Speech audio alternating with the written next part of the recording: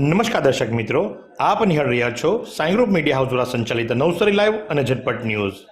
દિવસભરની ઘટનાઓથી અવગત કરાવતું એકમાત્ર બુલેટિનમાં જુઓ દેશ અને દુનિયાના આજના મહત્વના સમાચાર. નવસારીના ધોળાવીરા નજીક રાત્રિના સમયે અકસ્માત સર્જાયો હતો. કાર ચાલકે સ્ટીયરિંગ પરથી કાબુ ગુમાવતા કાર રેલિંગ સાથે અથડાઈ હતી. રેલિંગ તોડી અને સર્વિસ રોડ પર કાર પહોંચી હતી. કાર નંબર RJ27CN 1541 નંબરની કાર જે સુરતથી નવસારી તરફ આવી રહી હતી અને રાત્રિના સમયે ચાલકે સ્ટીયરિંગ પરથી કાબુ ગુમાવતા કાર જોરદાર રેલિંગ સાથે અથડાઈને સર્વિસ રોડ પર પહોંચી હતી. રાત્રિના સમયે સર્વિસ રોડ બંધ હોવાના કારણે ખાલી હોવાના કારણે અન્ય કોઈ જાનહાનિ થવા પામી નથી અને કારમાં તમામ લોકોનો આબાદ બચાવ થવા પામ્યો છે. બિલ્લીમોરાના આતલિયા ડમ્પિંગ સાઇટ પર શંકાસ્પદ આગનો સિલસિલો યથાવત રહેવા પામ્યો છે. એક જ સપ્તાહમાં બીજી વાર આગ લાગવાના કારણે કચરાના નિકાલ માટે તેને સળગાવી દેવાનું પૂર્વ આયોજિત કાવતરું હોવાની પણ શંકા સેવવામાં આવી રહી છે. ઝેરી ધુમાડાના કારણે રહીશોનું જીવવું પણ બદથી બદતર બની ગયું છે. બિલ્લીમોરા નજીક આતલિયા ગામની ડમ્પિંગ સાઇટ પર કચરાના ડેપો નહીં પરંતુ પ્રદૂષણના વિવાદનું કેન્દ્ર બની ગયું તેવું લાગી રહ્યું છે. આશ્ચર્યજનક વાત એ છે કે માત્ર એક જ અઠવાડિયામાં ટૂંકા ગાળામાં બીજી વખત અહીં ભીષણ આગ ફાટી નીકળતા વારંવાર આગની ઘટનાને પગલે ધુમાડાના કારણે ઝેરી ગેસના કારણે સ્થાનિકો દ્વારા રોષ વ્યક્ત કરવામાં આવી રહ્યો છે અને જેથી તેમને જીવવું પણ બદથી બદતર બન્યું હોય તેવું લાગી રહ્યું છે.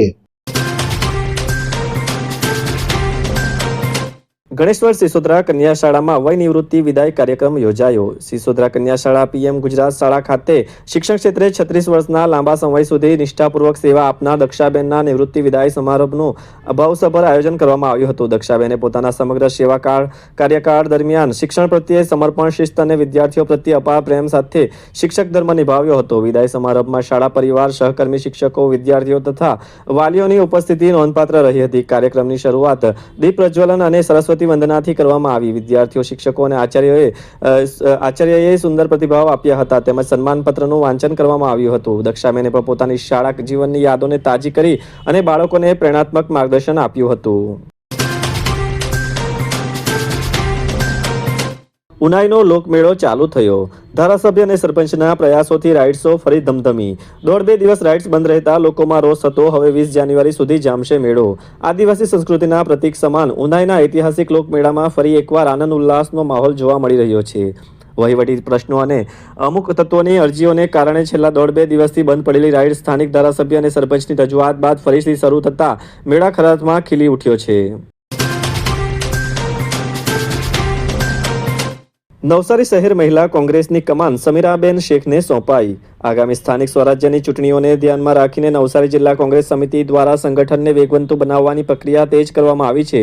જે અંતર્ગત નવસારી શહેર મહિલા કોંગ્રેસ સમિતિના પ્રમુખ પદે સમીરાબેન ફારૂક શેખની વરણી કરવામાં આવી છે. નવસારી જિલ્લા મહિલા કોંગ્રેસ સમિતિ દ્વારા નવનિયુક્ત AICC મહિલા સેક્રેટરી અને ગુજરાતના પ્રભારી હેમલતા ચૌધરીની અધ્યક્ષતામાં એક મહત્વની બેઠક યોજાઈ હતી. આ બેઠકમાં નવસારી જિલ્લા કોંગ્રેસ પ્રભારી મલ્લિકા કોરજી, જિલ્લા કોંગ્રેસ પ્રમુખ શૈલેષભાઈ પટેલ અને વાસદાના ધારાસભ્ય આનંદભાઈ પટેલ વિશેષ રૂપે ઉપસ્થિત રહ્યા હતા.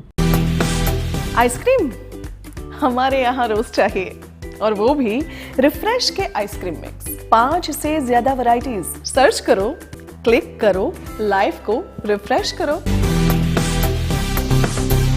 નવસારી જિલ્લાના પ્રભારી સચિવ આદ્રા અગ્રવાલના અધ્યક્ષ સ્થાને જિલ્લા સંકલનની બેઠક યોજાઈ. પદાધિકારીઓ દ્વારા રજૂ થયેલા પ્રશ્નો અંગે સંલગ્ન વિભાગો સાથે ચર્ચા કરવામાં આવી. પ્રભારી સચિવે વિકાસ કામોની સમીક્ષા કરી અધિકારીઓને માર્ગદર્શિત કર્યા.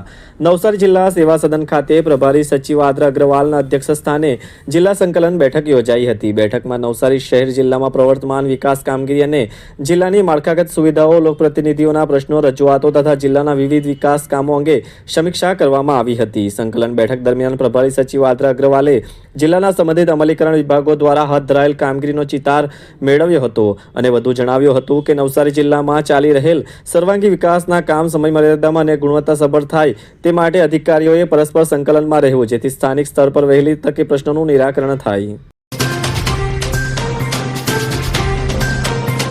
28 ફેબ્રુઆરી સુધી ટ્વિન સિટીના ST પ્રવાસી જનતા દુઃખી જાહેરનામું ફરી લંબાવાયું. વિકાસ મંદ થયો. ST ક્યારે ફરી દોડતી થશે? વેરાવળ નવસારી રોડ પર આવેલા પૂર્ણા નદી પુલ જે વર્ષ 1978માં બનેલ હાલમાં 47 વર્ષ જૂનો થયો છે, જેને વડોદરા જિલ્લામાં અતિ ઊંચા ગંભીરા પુલની હોનારતને ધ્યાને લઈ સદર બ્રિજનું ઇન્સ્પેક્શન ડિઝાઇન સર્કલ ગાંધીનગરના અધિકારીની હાજરીમાં કરવામાં આવેલ, જેમાં ગાંધીનગર દ્વારા સદર બ્રિજ પુઅર કન્ડિશનમાં માલુમ જણાતા સદર બ્રિજ ભારે વાહનો માટે અવરજવર માટે બંધ કરવો હિતાવહ છે તેમ જણાવેલ, જેથી સલામતીના ભાગરૂપે સદર બ્રિજ વાહનો, એસટી બસ તેમજ અન્ય હેવી મોટર વ્હીકલની અવરજવર પર પ્રતિબંધ મૂકી ફક્ત લાઇટ મોટર વ્હીકલ અને લાઇટ ઇમરજન્સી વ્હીકલ જેવા હળવા વજનના વાહનોની અવરજવર ચાલુ રાખી તેમજ ઉપરોક્ત રોડ સેક્શન બંધ થવાથી ડાયવર્ઝન રૂટ અન્વયે અગાઉ 2 જાહેરનામા પ્રસિદ્ધ કરેલ. તારીખ 13/1 રોજ સમાપ્ત થતા જાહેરનામાને વધુ લંબાવી તારીખ 14/1 થી 28/2/2026 સુધી યોગીરાજસિંહ ઝાલા, અધિક જિલ્લા મેજિસ્ટ્રેટ નવસારી દ્વારા તારીખ 13મીના રોજ ફરીથી લંબાવતા હજારો એસટી પ્રવાસીઓની મુસીબત અને સમય અને નાણાંનો વ્યય થઈ રહ્યો છે. ભક્તાશ્રમ શાળામાં આધ્યાત્મિક કુશળતા આધારિત મોટિવેશન સેમિનાર યોજાયો. આધ્યાત્મિક કુશળતા દ્વારા આંતરિક પ્રેરણાનું ઝરણું ફૂટે છે.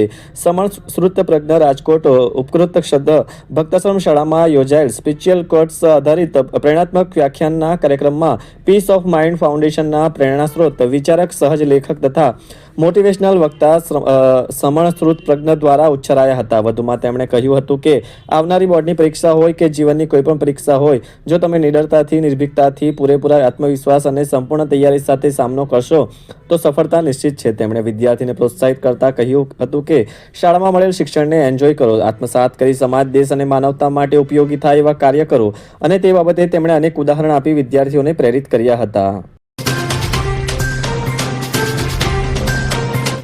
SIR 2026ના કામગીરી અંગે સમીક્ષા બેઠક યોજાઈ.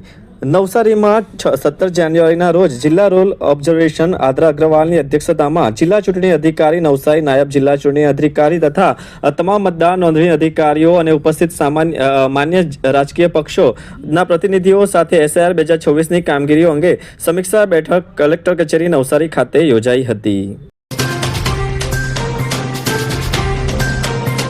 વાત કરીએ આજના હવામાનની, તો આજનું મહત્તમ તાપમાન 29.5°C જ્યારે લઘુત્તમ તાપમાન 15°C રહ્યું હતું. હવામાં ભેજનું પ્રમાણ સવારે 93% તો સાંજે 40% રહ્યું હતું. હવાની ગતિ 2.3 કિલોમીટર પ્રતિ કલાકની ઝડપે उत्तर पश्चिम तरफनी रही હતી. फालूदा मिक्स की इतनी सारी वैरायटीज रिफ्रेश के पास है. अगर आपको भी चाहिए रिफ्रेश के फालूदा मिक्स की इतनी सारी वैरायटीज, तो फिर सर्च करो, क्लिक करो, लाइफ को रिफ्रेश करो.